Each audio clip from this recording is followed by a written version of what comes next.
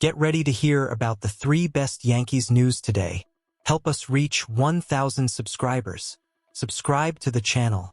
Anthony Rizzo has been an integral part of the New York Yankees since joining the ball club in 2021. And by his own admission, he doesn't want that to change anytime soon. Rizzo was recently welcomed back to Wrigley Field with open arms when the Yankees took on his former team, the Chicago Cubs, on Saturday.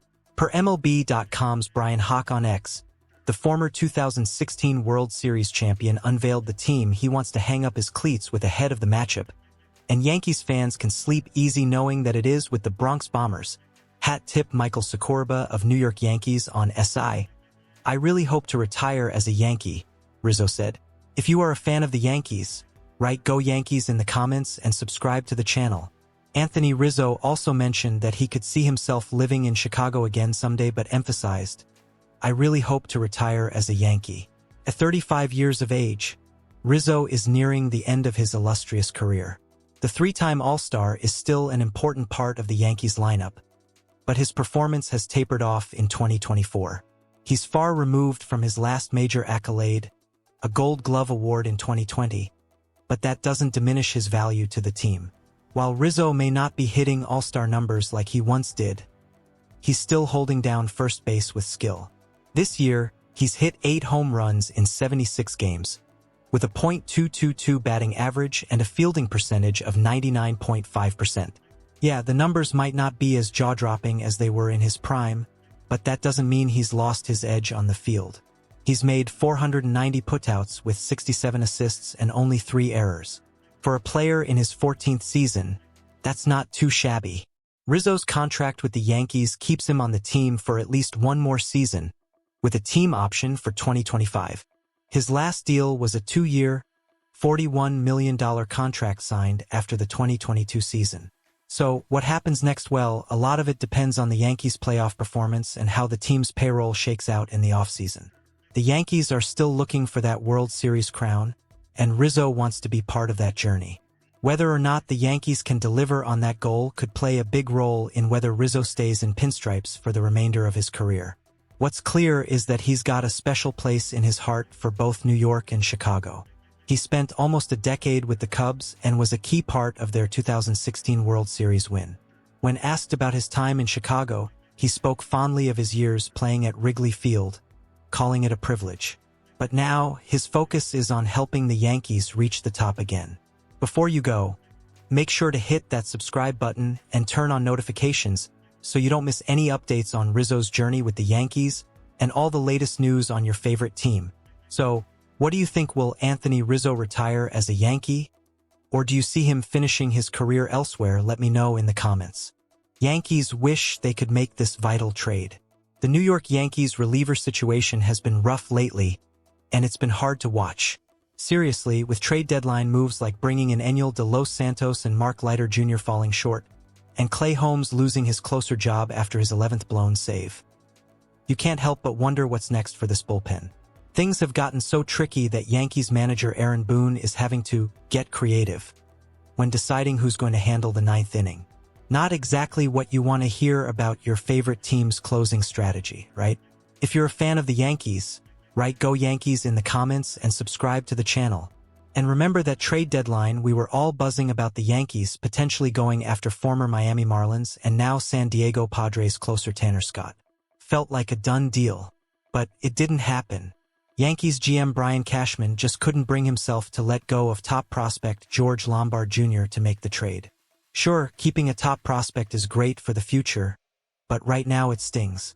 Just recently, Bleacher Report's Kerry Miller suggested that Cashman might be regretting that decision. In his article, he points out the one trade each MLB team wishes they could make. And for the Yankees, it was clear, a trade for a closer.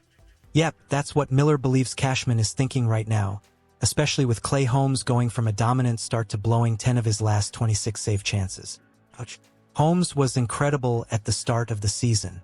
He was 13 for 14 in save opportunities, and for his first 20 innings, he didn't give up a single earned run. But now his 5.14 ERA tells a different story. And with the playoffs around the corner, not having a reliable closer could spell disaster for the Yankees.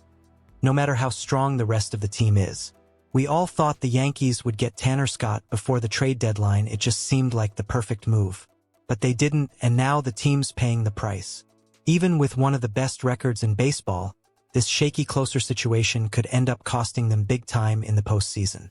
Before we wrap up, don't forget to hit that subscribe button and turn on notifications so you don't miss out on any updates. We'll keep you posted on all the latest Yankees news and trades as we head into the postseason. And hey, if you're a diehard fan, this is the place to be. Now, what do you think? Should Cashman have pulled the trigger and gone for Tanner Scott, or was keeping George Lombard Jr. the right call? Let us know in the comments. We want to hear your thoughts. Garrett Cole aims to continue Yankees' dominant pitching versus Cubs. After recording back-to-back shutouts, the New York Yankees will aim for a sweep of their 3-game series against the host Chicago Cubs on Sunday afternoon. New York, 82-60, clinched its 32nd consecutive winning season on Saturday as Clark Schmidt and Nestor Cortes combined on a 4-hitter in a 2-0 victory. If you are a fan of the Yankees, write "Go Yankees" in the comments and subscribe to the channel. The Cubs, 72-70, were shut out for the 15th time this season and the 3rd time in 4 games. They were held to just 1 hit in a 3-0 loss to the Yankees in the series opener on Friday. After going 18-8 in August and moving into playoff contention, Chicago has little margin for error in the race for the 3rd and final National League wildcard spot. The Cubs are 2-4 in September and enter play Sunday 6 games behind the New York Mets for that final wild card.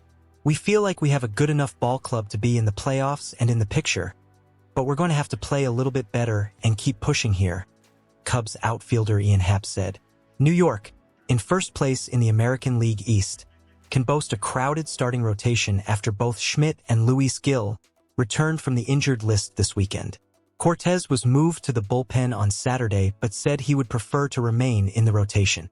"I'm never going to back down from a challenge," Cortes said. "I'm never going to leave my teammates out to dry. You're always going to get my best effort no matter if I'm happy or not. That's what I did today.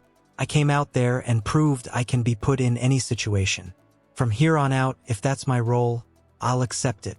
Yankees manager Aaron Boone said he was glad to have more healthy options in the rotation. Yankees starting pitchers have a 3.31 ERA in their past 26 starts. "They're all capable," Boone said. "We're moving the needle to be a little bit better as a complete staff. We've got to continue to show up and make sure we're executing every single day." A pair of right-handers will take the mound in the series finale as Chicago's Jameson Taillon, 9-8, 3.66 ERA, faces New York's Garrett Cole, 6-3, 3.65.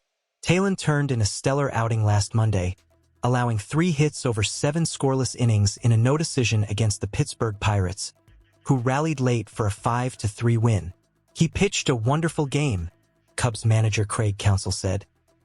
"He did a really good job of executing to both right-handed and left-handed hitters. That got the ball on the ground a lot of jam shots, and we made some nice defensive plays." The 32-year-old Taillon owns a 2.64 ERA in 12 home starts this season compared with a 4.72 mark in 12 outings away from Wrigley Field. He is 1-0 with a 2.70 ERA in 2 career starts versus New York. Cole turns 34 on Sunday and enters the game on a hot streak. He has allowed 1 run or less in 4 of his past 5 starts. Cole allowed 1 run and struck out 9 over 6 innings in an 8-4 win over the Texas Rangers on Monday. Cole exited the game when his right calf cramped before the 7th inning, but he said he'll be fine to start on Sunday. He is 11-3 with a 2.61 ERA in 16 career starts versus the Cubs. Now, as much as we love to talk Yankees, make sure you hit that subscribe button and turn on notifications so you don't miss any of the latest Yankees updates, game breakdowns, and future matchups. We've got so much more coming your way, and we don't want you to miss a thing. Alright, that's the latest scoop on how Garrett Cole and the Yankees are looking to dominate the Cubs in the series finale. What do you think? Can Cole keep up this incredible form and lead the Yankees to victory once again? Let me know your thoughts in the comments below. Can't wait to hear from you.